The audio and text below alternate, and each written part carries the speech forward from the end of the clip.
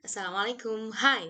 Kembali lagi bersama aku Rania Naura dan hari ini aku mau ngobrol tentang topik yang sebenarnya ini tuh agak random, tapi menurutku ini penting buat di-share karena ini adalah insight yang aku dapatkan setelah aku bekerja selama 1 tahun di tempatku sekarang.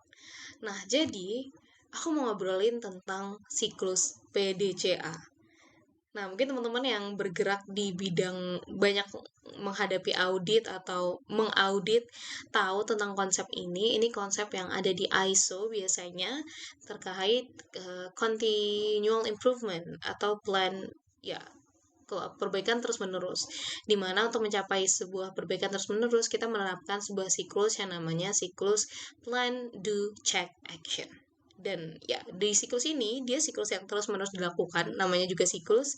Dimulai dari plan, merencanakan, do, mulai melakukan, terus check, melakukan review dari apa yang telah kita lakukan, dan action, melakukan improvement terus-menerus untuk salah satunya untuk mengact dari review yang udah kita tulis itu, udah kita lakukan tersebut.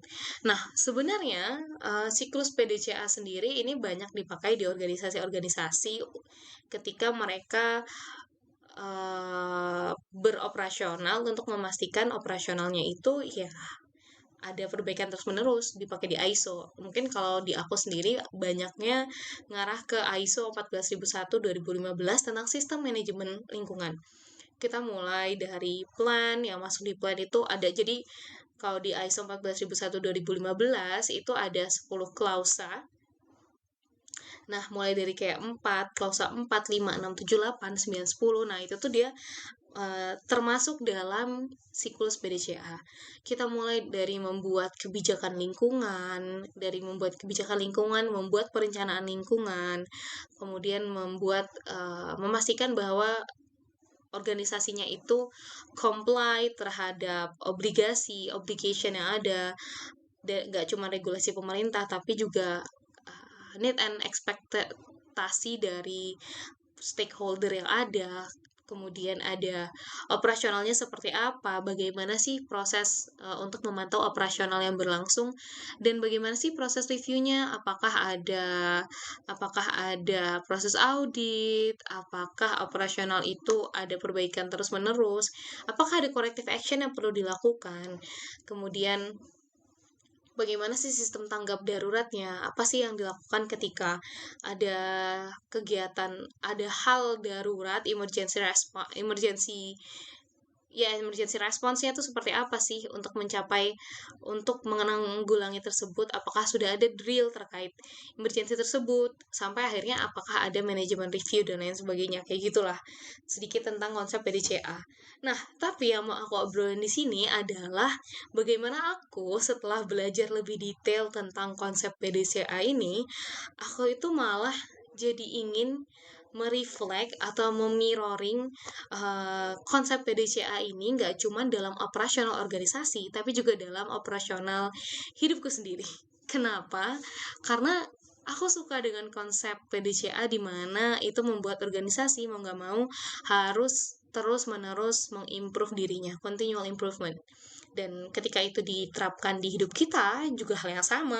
Kita juga pasti ingin untuk terus-menerus mengimprove diri. Nah, jadi di video ini aku akan mencoba untuk nge-share gimana sih konsep PDCA itu ketika kita terapkan dalam hidup kita. Kita mulai dari plan. Plan itu kan kayak perencanaannya ya, jadi kalau di PDCA plan itu biasanya masuk ke klausa 4, masuk tuh konteks organisasi. Sebenarnya organisasi itu konteksnya seperti apa sih? Kalau dalam hidup kita, berarti sebenarnya hidup kita tuh konteksnya tuh apa sih? Dan apa sih kebijakan lingkungan organisasi kalau di ISO 14001 2015. Di hidup kita berarti itu ranahnya adalah kebijakan kita atau kayak value-value yang kita punya itu sebenarnya apa aja sih? Kita tuh harus belajar untuk bisa mendeklar hal tersebut. Sebenarnya apa sih prinsipal-prinsipal kita, poin-poin penting yang ada dalam hidup kita, value-value kita. Kita harus bisa menentukan hal tersebut apa aja. Yang berarti kita harus belajar untuk lebih mengenal diri kita. Nah, aku lanjut dari plan, terus kita mulai do. Do itu kayak mulai ke perencanaan. Nah, kita mulai tuh merencanakan merencanakan hidup kita ya, dari kita udah tahu value kita apa, goals kita apa sih, visi misi kita tuh apa aja sih dalam hidup. Visi apa yang ingin kita capai, misi bagaimana cara mencapainya, ya kemudian kita breakdown lagi menjadi goal-goal yang lebih kecil, maksudnya yang lebih smart, yang lebih dapat terukur, stepping stone-nya seperti apa, yang lebih detail dan spesifik. Nah, itu harus kita lakukan juga dalam hidup. Dulu aku pernah belajar ini ketika di asrama, makanya ada istilah big rock, medium rocks, and small rocks. Big rocks itu kayak hal paling besar yang ingin kamu capai. Misalnya ada orang yang pengen jadi presiden. Nah, itu big rocknya pengen jadi presiden. Nah, keinginan untuk jadi presiden harus dia jabarkan lagi dalam action yang lebih kecil atau disebut medium rocks, dan dari medium rocks ini akan dibagi lagi menjadi action-action yang lebih detail, target-target yang lebih detail, dan mungkin time bound-nya lebih singkat menjadi yang istilahnya small rocks. Pun begitu dengan yang biasanya dilakukan di organisasi, dari awalnya mereka punya konteks organisasi, mungkin ada manual, ada kebijakan organisasi, kemudian dia diturunkan menjadi manualnya, seperti apa, misalnya manual sistem manajemen lingkungan, dan dari manual sistem manajemen lingkungan ini ada dokumen-dokumen turunan yang mungkin ranahnya lebih ke prosedur, dan hal-hal tersebut yang ketika kita breakdown ke hidup kita ya tadi, dari goal besar kita apa, kemudian kita bagi ke hal-hal yang lebih kecil. Nah, dan menentukan tujuan kita apa aja itu nggak cukup. Harus kita buat goalsnya, dan kita harus bisa nge-track goal tersebut gimana sih pencapaiannya. Maka kalau di audit sistem manajemen lingkungan itu, organisasi harus bisa men-track, membuat suatu sistem yang membantu mereka untuk melihat sebenarnya progresnya seperti apa sih, progres mereka untuk mencapai targetnya, misalnya target tahunan. Objektif departemen setiap tahun itu kan pasti ada yang diturunkan dari objektif organisasi. Nah, dari objektif departemen itu, mereka nggak cuma sekedar menentukan objektif aja, tapi juga harus bisa menentukan sistem untuk memfollow up objektif itu seperti apa sih progresnya, dalam setiap quarter misalnya, atau tiap bulan, dan lain sebagainya. Itu harus ada. Di organisasi ada itu, berarti kalau di hidup kita ya, kita juga harus bisa nge-track. Kita harus punya tracker dari apa yang sudah kita lakukan, dan apa yang menjadi target-target kita, itu harus kita track supaya kita tahu sebenarnya kira-kira ketika akhir periode itu sebenarnya goals ini bisa tercapai nggak sih? Atau perlu diperpanjang time bound goals-nya dan lain sebagainya. Nah, setelah kita melakukan hal tersebut, kita kan masuk ke bagian operasionalnya, do-nya, dan juga check-nya. Gimana sih cara kita men-track tadi goals-goals kita, apa yang sudah kita lakukan, apakah dari hal-hal yang kita lakukan ini udah pas, apakah dari goals-goals yang kita buat ini sebenarnya apa aja sih gap kita, apa skills gap kita, knowledge gapnya apa aja, yang itu harus kita kejar. Dan itulah yang tadi ada juga di siklus PDCA. Nah, dari membuat goal tersebut, kita tracker, kita kan bisa menentukan dan mereview sebenarnya pencapaiannya seperti apa. Nah, dari pencapaian tersebut, kita harus bisa menentukan yang kayak corrective action apa nih yang mau diambil. Apa sih goals kita, kalau plan ini nih kayaknya gagal deh, berarti yang harus aku lakukan corrective actionnya apa, atau kalau these things doesn't work, berarti plannya apa setelah itu. Aku harus punya solusi jangka panjang dan juga solusi permanen kan, untuk mengatasi masalah-masalah hidup ini misalnya. Dan ditutup dengan kita harus terus-menerus mengimprove diri, nggak stop doang, kayak kenapa tiap tahun harus tetap diaudit dan lain sebagainya. Nah, berkaca dari materi PDCA tersebut yang ku pelajari selama 1 tahunan belakangan ini, aku kan mereflek hal tersebut ke dalam hidupku ya. Dan akhirnya aku mencoba membuat semacam self audit gitu dari apa yang aku lakukan dalam hidupku. Tentu saja parameternya berbeda karena untuk mengaudit hidup sendiri itu nggak ada ISO-nya, nggak ada standar ISO-nya. Jadi aku mulai melihat diriku uh,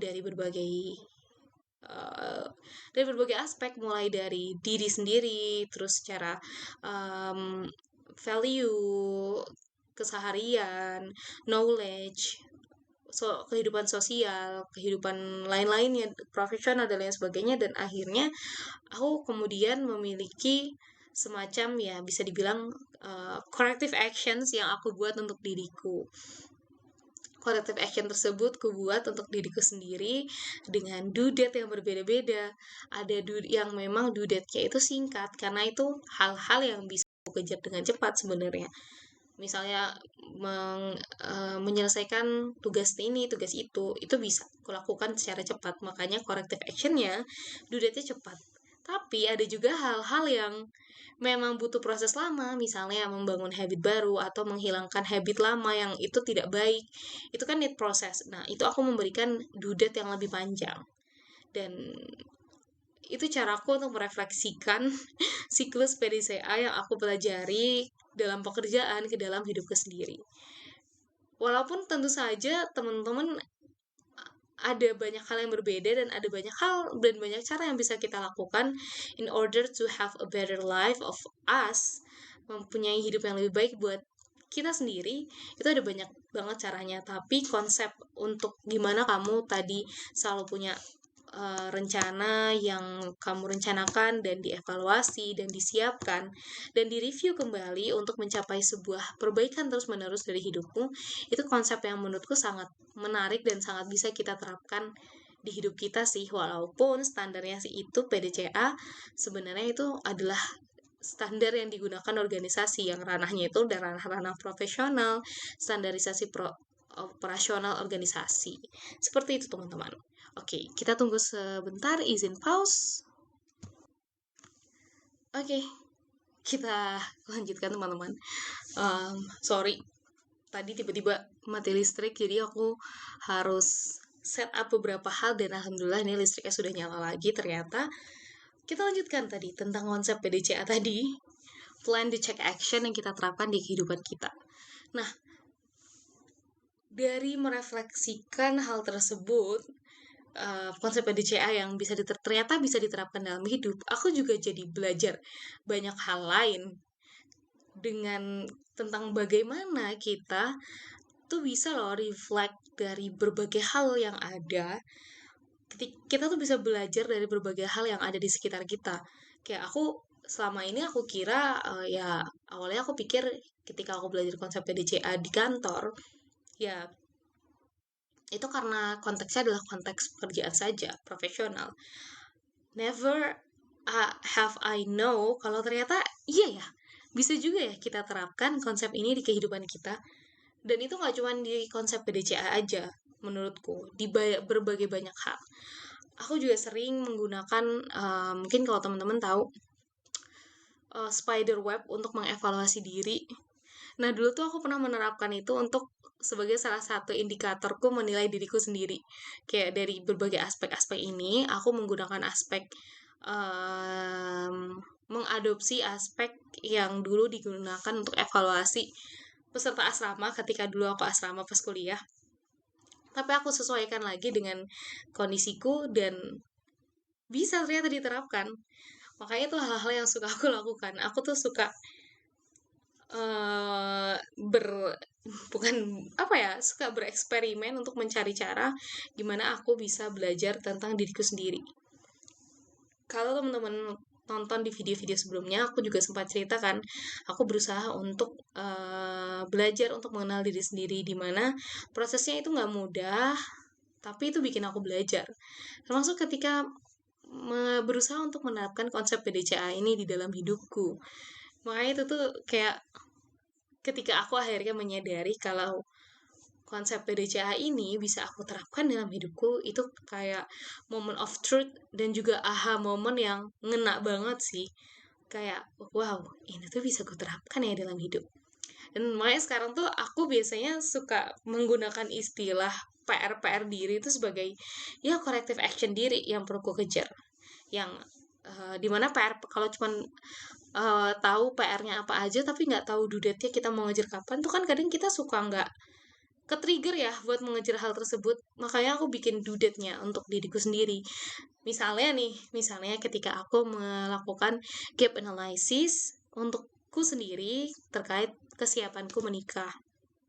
Karena sebelumnya aku melakukan gap analysisnya dari apa ya, dari hal-hal yang aku pelajari dari sekolah pranikah yang aku ikuti, sharing dengan orang lain tentang hal-hal apa sih, aspek-aspek apa yang penting dalam pernikahan dan lain sebagainya. Kemudian aku lakukan gap analysis dari kriteria batas minimum tersebut. Aku gap analysis dengan diriku saat ini dan aku ketemu gapnya. Dan gap itulah yang aku buat corrective actionku untuk aku seenggaknya menilai diriku siap menikah. Ini ada nyangkut-nyangkutnya sih jadi ya sama konsep pernikahan yang aku sempat obrolin kemarin, tapi ya begitulah. Terus pertanyaannya nih, terus kalau misalnya corrective actionmu itu nggak kekejar now, ya kekejaran sampai akhirnya kayak waktu udah kamu tetapkan, apa yang kamu lakukan? Nah, karena ini adalah self audit yang hanya bisa dilakukan secara internal, tapi nggak bisa dilakukan secara eksternal, agak sulit ya, kecuali kayak sekedar nanya aja, apa sih yang perlu diperbaiki dari diriku dan lain sebagainya. Tapi nggak mungkin bisa dilakukan seterstruktur internal audit yang kulakukan untuk diriku sendiri. Ya, memang ada beberapa dudet yang akhirnya harus digeser lagi, di-revise dudetnya, karena ternyata aku butuh waktu lebih banyak untuk mengejar dan menyelesaikan corrective action tersebut. Which is, ya apa-apa, gitu. Gitu teman-teman. Tentang konsep PDCA dan bagaimana aku menerapkan konsep PDCA ini di dalam hidupku. Dan balik lagi tentang bagaimana kita ternyata bisa reflecting a lot of things dan bisa nge-mirror itu di dalam hidup kita, itu ternyata juga nggak semuanya bisa melakukan hal tersebut sih. Dan itu kita perlu belajar sih untuk bisa lebih peka tadi terhadap apa-apa yang terjadi di hidup kita dan bisa tahu apa sih lesson learn-nya kira-kira.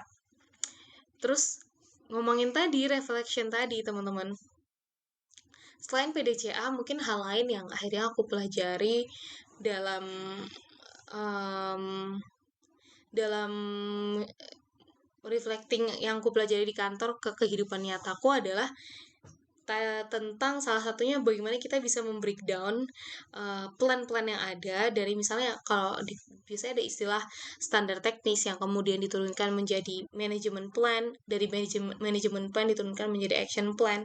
Nah itu tuh bisa kita terapkan juga sih dalam hal-hal di hidup kita. Kayak kita punya big proposal yang ingin kita lakukan, proposal kehidupan misalnya, kemudian kita breakdown menjadi proposal manajemen kehidupan kita, kemudian kita turunkan menjadi action plan kehidupan kita yang sangat-sangat bisa kita buat. Itu hanya baru berandai-andai sih kalau untuk poin itu, tapi karena belum ku coba buat. Aku punya proposal kehidupanku punya, tapi belum ku breakdown menjadi proposal dan dokumen yang lebih nyata, lebih lebih konkret dan teknik dan applicable banget lah langsung untuk diterapkan. Begitu teman-teman, sedikit sharing tentang dari aku tentang konsep PDCA yang dari tadi aku mention. Terima kasih banyak karena sudah menyimak pembicaraan hari ini. Semoga kita bisa terus merefleksikan apa-apa yang kita pelajari dan kita lakukan di keseharian kita. Entah itu kita kira bisa berdampak langsung ke kehidupan kita atau enggak. Semoga kita bisa mempelajari hal tersebut sehingga ya kita bisa menjadi pribadi yang bertumbuh terus-menerus secara lebih holistik, maksudnya kayak in many aspects dalam kehidupan kita juga bisa bertumbuh. Orang yang bisa baik karirnya di kantor, mungkin di pekerjaan, tapi juga bisa bertumbuh secara personal. Dan ternyata bertumbuh itu dia nggak silo gitu loh, kayak kamu tuh bisa bertumbuh bareng dengan merefleksikan tadi. Bukan lagi mungkin kayak work-life balance, tapi work-life integration, mengintegrasikan workmu dengan lifemu dalam suatu kehidupan yang you can reflect it kayak gitu teman-teman. That's all from me today. Terima kasih sudah menyimak dan sampai bertemu kembali. Wassalamualaikum warahmatullahi wabarakatuh.